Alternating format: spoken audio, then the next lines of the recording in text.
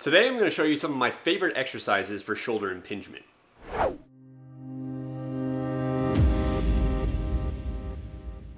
What's going on, guys? Blake here, GuerrillaZen Fitness. In today's video, I'm going to show you some tests that you can do to see if you may be dealing with shoulder impingement, and then I'm going to show you some of my favorite exercises to help prevent this. To begin this video, keep in mind I'm not a medical professional and this is not medical advice.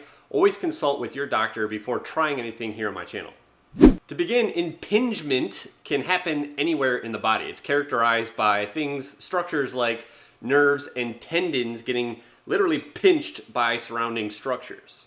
Most commonly, with regards to the shoulder, some of the rotator cuff tendons can become pinched underneath the acromion, which is this kind of bony notch up here on the top of your shoulder.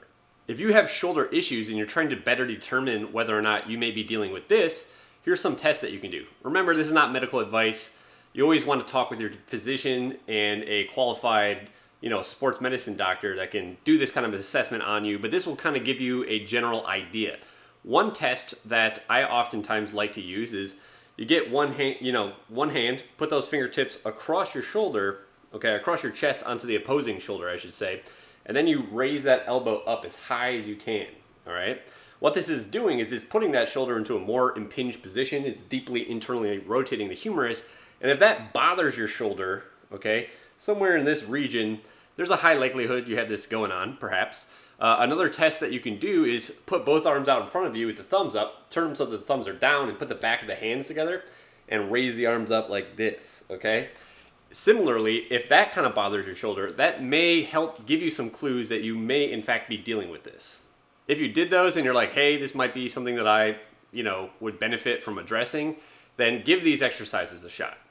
Something I want you to understand about impingement is it's largely going to be influenced and determined by the position of the shoulder and the muscular balance that you have around your shoulders. For example, if you have a ton of pectoral tension and overdevelopment and weakness of the upper back, and you have those muscle imbalances and your arm is anteriorly rotated, the humerus, your arm bone is in the center of the joint socket like this, and you're internally rotated as well. This is the kind of posture that can set you up for shoulder impingement. So what I'm teaching you today is how to basically do the best exercises to create an environment in the shoulder to make them bulletproof so that they're less likely to become impinged in the first place.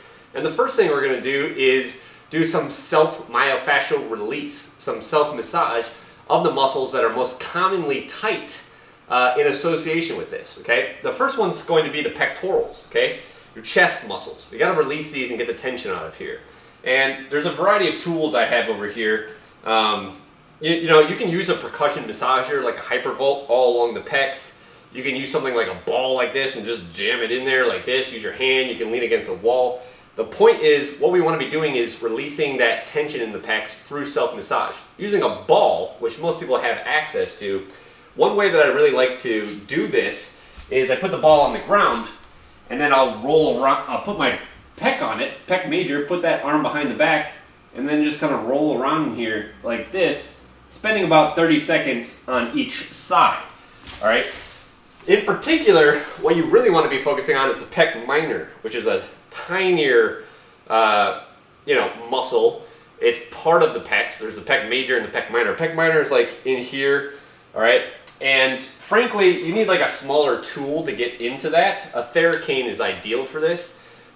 That's what this is called, a THERACANE. I like to use this end right here. I kind of will come into the side of the pec, move the pec major out of the way, and then put pressure right in there like this, Kind of move up and down in a vertical stripping motion along with the grain of the muscle fibers of the pec minor, all right? Long story short is, what we want to be doing first of all is stretching and releasing these pecs. Doing some self-massage on them like this is a really powerful way to down-regulate that neurological drive, going into those muscles, telling them to turn on and contract. It'll weaken them, inhibit them, and get rid of the tension in there. So there's a variety of ways that you can do that, but you want to be spending at least 30 seconds on each side daily if you have this going on, sometimes more depending on how much tension you actually have in your pecs. The next muscle that we want to be releasing is actually one called the subscapularis. This one is kind of hard. It's underneath, it kind of lines the inside of your shoulder blade, all right? Only some of the muscle fibers are accessible to you in your kind of armpit here. So it's a little bit difficult to do self-myofascial release on. If you don't have a tool like a THERACANE, what you can do is kind of like lift your arm up like this, get your thumb, and kind of jam it on the inside of the shoulder blade, or make a hand like this, like a spear hand, and shove that in, okay? And kind of just work those fibers, all right? You're probably gonna be really tight in here. These muscles are internal rotators of the shoulder, just like the pec minor muscle is, okay? So they can also contribute to that internal rotation, which again will set you up for shoulder impingement. So releasing these is good. You can do that with your fingers, all right? Look up the anatomy of that muscle so that you can be certain that you're on it. The subscapularis is what we're going after right now. If you do have a THERACANE, you can kind of pull this thing into those, you know, the inside of your shoulder blade, right? You can put it down, you can pull it in like this. You basically kind of want to work little circular motions in there and do everything that you can to get rid of the tension in there, similar to what we started with on the pecs. The last thing that you want to be releasing is actually going to be the lats, all right? The lats are another really big, really strong internal rotator of the shoulder, and most people don't necessarily pay too much attention to their lats with respect to their shoulder and how their shoulder is functioning, and that's a big mistake. All right, they're overdeveloped, and a lot of people, especially people that lift weights, do a lot of rows, pull-ups, deadlifts, and stuff like that. You need to be, you know, foam rolling the lats and releasing those as well. And the best way to do that is with a foam roller. Put the foam roller down, kind of position, you know, the upper fibers of the lat right on there. You can work this arm into kind of like some overhead flexion and extension. You might want to internally rotate and externally rotate it as you have tension or pressure in there. Kind of explore around, find different angles, you know, that feel tight, and spend more time on there. Remember to breathe when you're doing this. Do not hold your breath, all right? When we're doing any kind of self-myofascial release, we're trying to send this signal to the nervous system that it's okay to relax, all right? If you're holding your breath, you're just kind of initiating more fight or flight mode. So relax your face, try to maintain deep breathing. We just kind of started with those upper fibers. Now, you kind of want to come and get those posterior fibers, the lats, you know, the fibers that are more on the back side of your ribs here. Just rolling back and forth like this, remembering to breathe. You kind of want to get the entire lat. What you do want to avoid is rolling onto the lower ribs down here, all right? If you bring your foam roller all the way down this low, you're very likely to injure the ribs down there. So always err on the side of caution, stay up higher, up here, kind of come into this angle. Avoid putting all your body weight on your roller when the roller's down here, all right? I've seen many people injure themselves over the years doing that. Don't make that mistake.